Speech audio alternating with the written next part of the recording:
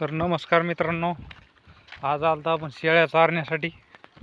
बघून घेऊ शकता या प्रकारे आपण आता गव्हाच्या हरभऱ्याच्या काढण्या चालू आहे. आणि मित्रांनो, शेळ्यासाठी आता भरगस हरभऱ्याचे घाटे पडलेले. तर शेळ्या बघून घेऊ शकता किती सुधारलेले, म्हणजे हरभरा खाऊ अशा चोपड्या झालेल्या. बघा बोकड्या, बघा मित्रांनो, बोकड्या किती हजाराला जाऊ शकतो बरं, तुम्ही सांगा बरं. येऊ काबरा बांडा. तर शेळ्या चारीत असतानाच भेटले होते देवा. तर देवा तिकडून आलते. कसं काय चाललं? बरं आहे का? आता आम्ही चाललेलो आहे शेळ्या चारायला. तर आपला ब्लॉगर इंस्टाग्रामचा अमोल भायाने काय लाकडच वाढणं चाललेली दुरीनं. हे बघ, बरं आहे का अमोल भाया? आपली सायकल एकदम असं सजिलं याने. आपल्या शेळ्या पुढे गेल्या. हे बघा, शेळ्या बी अशा इमानदार आहे. या ठिकाणी हरभरा असताना बी त्या जात नाही.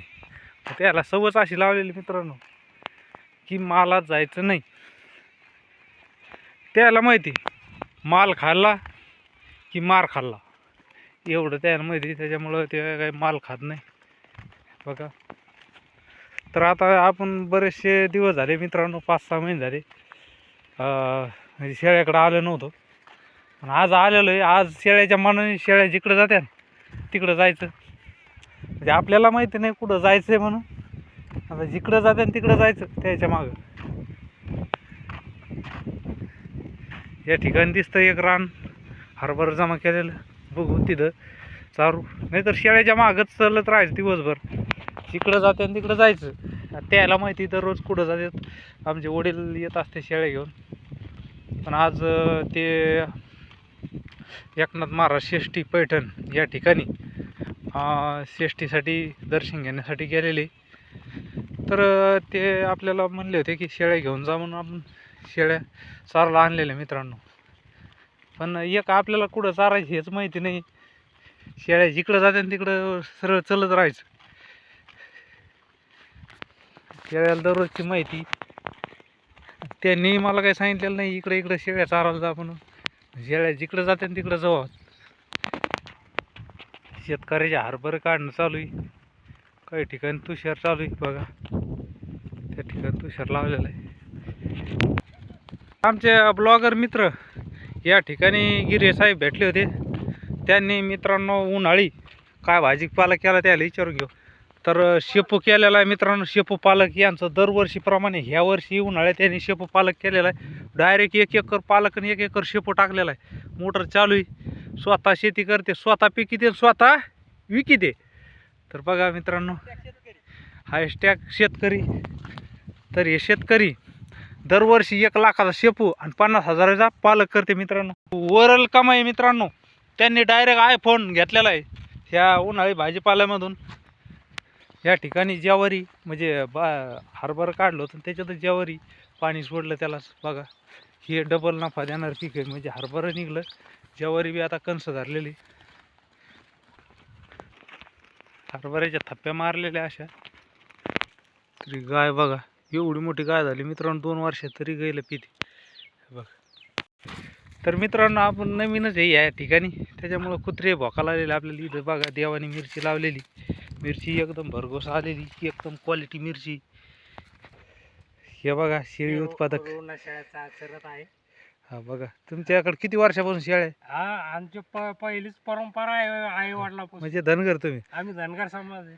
पहा, आई वडिलापासून परंपराच आहे आमची. परंपरा शेळ्या सांभाळल्या. ती परंपरा आम्ही जतत आलो आता. हा हा, फक्त परंपरा जतन करीत आले. नाही, उत्पन्न बी भरपूर झालंय. असं आहे का? मिरची का तुमच्याकडे? हो, मिरची आहे आपल्याकडे. बर बर. होत नाही मला. आकाश ना तुषार आणलेले. आता तुषार लावायचं का तिकडं? 5 एकर मिरची का? बरं. आपल्याला आकाश भेटला होता ह्या ठिकाणी. तर आमचे मित्र विजयगिरी या ठिकाणी भेटले. ते भरपूर लांब आहे, हात करते ते. त्यांचं शेत आहे, हरभरा काढणी चालू आहे. तर बरंचसं लांब आलेलं आहे, 1 किलोमीटर मित्रांनो आपण आता ह्या ठिकाणी शेतकऱ्याची गडबड आहे हरभरा मशीनमधून काढण्याची. ह्या ठिकाणी खळं झालेलं आहे. ह्या ठिकाणी हे बघा थप्पी मारलेली.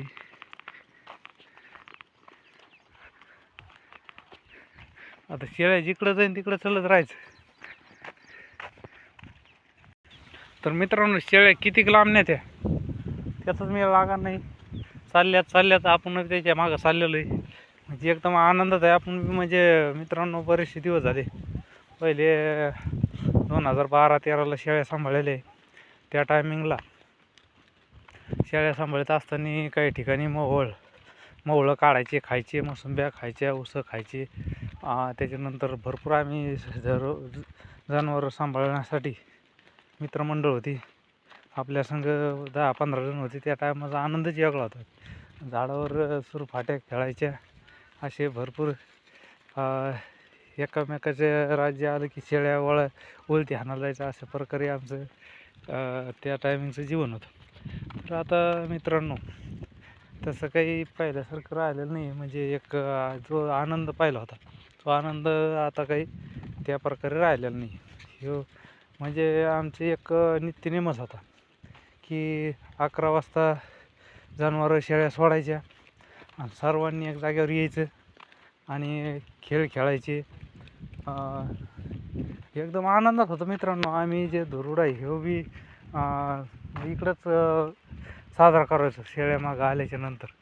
आनंदच वेगळा होता मित्रांनो. पण आज थोडंफार बरं वाटायला. म्हणजे बरेचसे दिवसानंतर आपण शेळ्या चारायला आलेलो आहे. थोडं जुनी आठवण म्हणून एक वेगळंच फील व्हायला आलेलं आहे.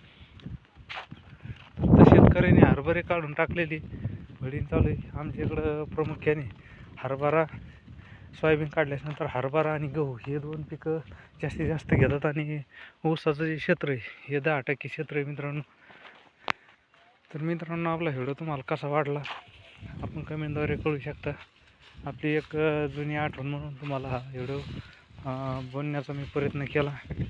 आणि शेळ्या अनेक लांब नेणार आहे मला ते काय अनेक माहिती नाही. बघा आता बोकड्याला माझ्यावर धावायला आलेला आहे. मी नवीन असल्यामुळं म्हणजे मारण्यासाठी. बघा कसं तुंबल्यावर होतं. शेळ्या काही जास्त नाही मित्रांनो, 9 ते 10 शेळ्या आहेत.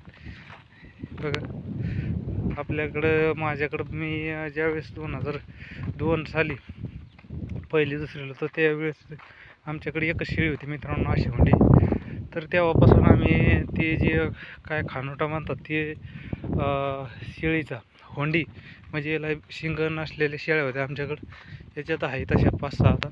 तर त्याप्रमाणे त्याच शेळीच्या आणि शेळ्या आमच्याकडं. तर 2002 पासून आता 2026 म्हणजे 24 वर्ष झाले मित्रांनो ह्या शेळ्या आमच्याकडे. माझ्याकडे एकच होती पहिली. पण त्याचं वाढतं इकीत आता आणि आहेच आमच्याकडं. तर मित्रांनो आपल्याकडं शेळीपालनचे व्हिडिओ आहे पाठीमागं, ते बघा तुम्ही. आपला व्हिडिओ आवडला असेल लाईक करा, शेअर करा, कमेंट करा.